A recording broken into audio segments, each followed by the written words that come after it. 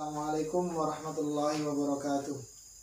Innal hamdalillah nahmaduhu wa nasta'inuhu wa nastaghfiruh wa na'udzu billahi min shururi anfusina wa min sayyiati a'malina. May yahdihillahu fala mudilla lahu wa may yudlilhu fala hadiya lahu. Asyhadu an la ilaha illallah wahdahu la syarika lah wa asyhadu anna Muhammadan 'abduhu wa rasuluh. Allahumma shalli ala sayyidina Muhammad wa ala ali sayyidina Muhammad. Baik, teman-teman dan para hadirin yang insya Allah dirahmati Allah Subhanahu wa Ta'ala, pada kesempatan kali ini saya akan berbagi informasi terkait dengan ilmu Allah, yaitu tentang tren yang sedang berkembang di masyarakat luas, tren yang sebenarnya dilarang oleh Allah Subhanahu wa Ta'ala lewat firman-Nya dan dilarang oleh Rasulullah SAW lewat sabdanya. Tetapi makin kesini ternyata tren ini justru semakin menjadi-jadi, bahkan dianggap biasa atau lumrah di kalangan masyarakat. Apa itu? Yaitu tentang pacaran.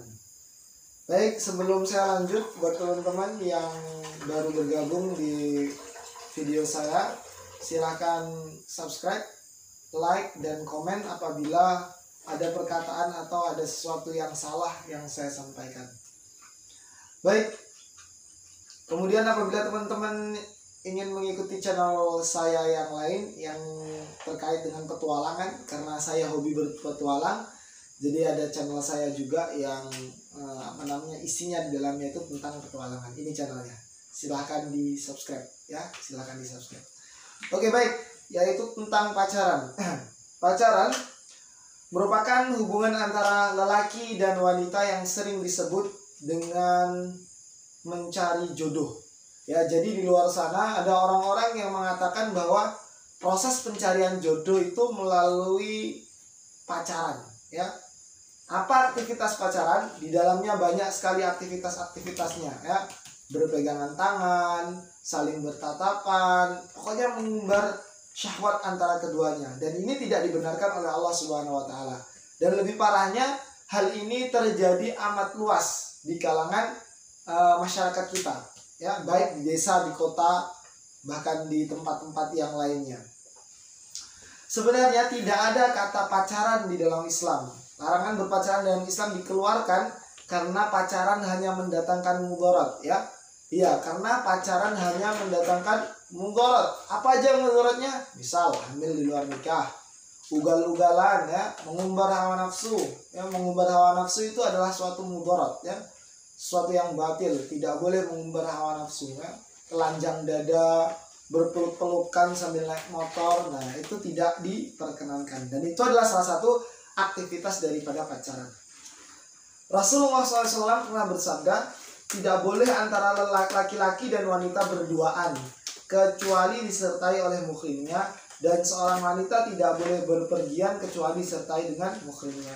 Hadis sahih yang diriwayatkan oleh hadis riwayat Muslim.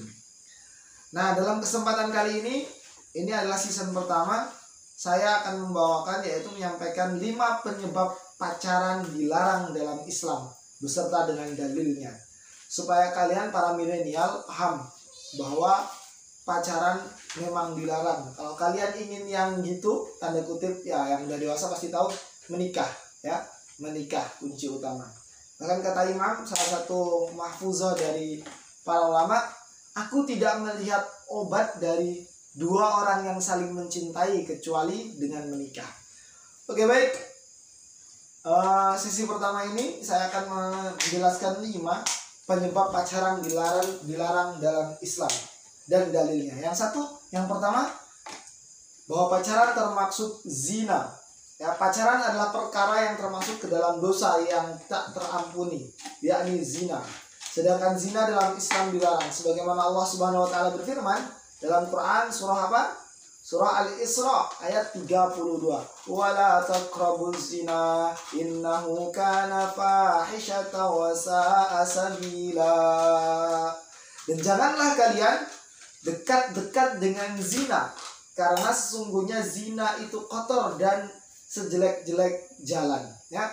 Yang dimaksud zina itu adalah berhubungan, bertemunya 2 alat kelamin laki-laki dan dua alat kelamin, kelamin laki-laki dan kelamin perempuan, tanpa ada ikatan yang syar'i atau ikatan pernikahan. Itu disebut zina. Tapi dalam ayat ini disebutkan bukan zinanya, tapi mendekati zina. Yang dimaksud dengan mendekati zina itu perkara-perkara yang menuju ke sana. Ya, perkara-perkara yang menuju ke zina itu. Misalkan bergandengan tangan dengan, pokoknya dengan ada rasa hasrat ingin memeluknya, ya. Kalau orang pacaran itu kan biasanya di pojok-pojokan hutan, kalau ke pantai itu di bawah-bawah saung, di bawah-bawah pohon, itu kan pegangan tangan, peluk-pelukan. Nah, itu yang disebut mendekati zina. Di sini ditegaskan janganlah kalian mendekati zina karena itu adalah sebaik-baik, ya seburuk-buruk jalan. Kemudian yang kedua, menciptakan kemurkaan Allah Subhanahu wa taala, ya. Allah murka dengan orang yang pacaran. Mana dalilnya? Rasulullah SAW bersabda, "Wahai kaum muslimin, takutlah kamu sekalian pada zina, sebab di dalamnya ada 6 perkara yang pasti ditetapi, atau yang pasti akan jatuh kepada orang yang melakukan zina itu. 3 perkara di dunia dan 3 perkara lainnya di akhirat. Adapun 3 perkara di dunia adalah hilangnya kewibawaan wajah, pendeknya umur, dan kekalnya kekafiran. Sedangkan 3 perkara di akhirat adalah murka Allah yang maha barokah dan maha luhur, jeleknya hisaban dan siksa akhirat." Hadis riwayat Baihaqi. Jadi ada 6 perkara yang pasti ditetapi pada orang-orang yang melakukan zina atau yang mendekati zina. 3 perkaranya di dunia dan 3 perkaranya di akhirat. Yang pertama, yang 3 perkara di dunia itu adalah hilangnya kewibawaan wajah. Jadi wajahnya itu hilang wibawanya, tidak dihargai oleh orang. Kemudian pendeknya umur, oleh Allah dipendekkan umurnya. Kemudian kekalnya kefakiran, ya.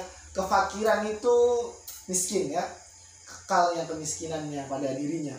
Kemudian 3 perkara lagi ada di akhirat, yaitu murkanya Allah Subhanahu wa taala. Kalau Allah sudah murka, maka marah semuanya. Ya, kalau Bapak Presiden yang murka ya cuma se-Indonesia. Kalau Bapak Gubernur yang murka ya cuma satu provinsi.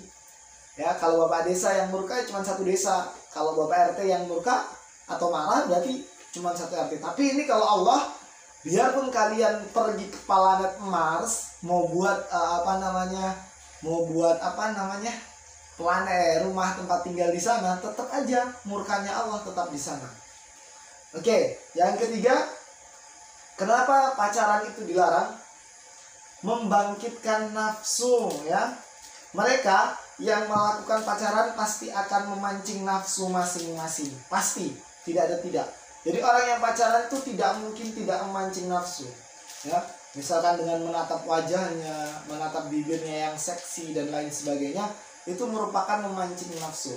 Bahkan hanya dengan suara lembut sekalipun, ya. Bahkan memancing nafsu itu lewat perempuan yang suaranya lembut gitu aja bisa kepancing nafsu laki-laki, ya. Laki-laki itu wow sekali, ya. Sebagaimana Allah Subhanahu wa taala berfirman, "Hai istri-istri Nabi, kamu sekalian tidaklah seperti wanita yang lain. Jika kamu bertakwa, maka janganlah kamu tunduk dalam berbicara, sehingga berkeinginanlah orang yang ada penyakit dalam hatinya, dan ungkapkanlah perkataan yang baik." Quran Surah Al-Ahzab ayat 32. Selanjutnya yang keempat, yaitu rugi waktu. Jadi kenapa pacaran dilarang? Yaitu rugi waktu. Pacaran hanya kegiatan yang juga merugikan waktu, karena semua waktu terbuang sia-sia untuk pekerjaan yang sia-sia. Apa misalkan pekerjaan sia-sia pacaran? Chattingan. Pagi chatting, siang chatting, sore chatting, malam chatting. Bangun subuh nggak sholat tapi chatting. Nah, ini merupakan kerugian. Baca Qur'annya tidak pernah, ya. Pokoknya hari-harinya itu cuma kebayang-bayang dia aja, tanpa bisa memiliki. Ya kan, ada orang bilang, "Kaulah milikku," tapi masih pacaran, belum nikah. Nah, itu adalah cinta yang omong kosong, ya, omong kosong saya katakan. Ya, dari Abdullah bin Umar ia berkata, Rasulullah SAW memegang kedua pundakku seraya bersabda, jadilah kamu di dunia ini seakan-akan kamu orang asing atau orang yang melewati suatu jalan. Ibnu Umar berkata, apabila kamu berada di sore hari, janganlah kamu menunggu melakukan sesuatu hingga pagi hari datang. Apabila kamu berada di pagi hari, janganlah menunggu sore hari datang.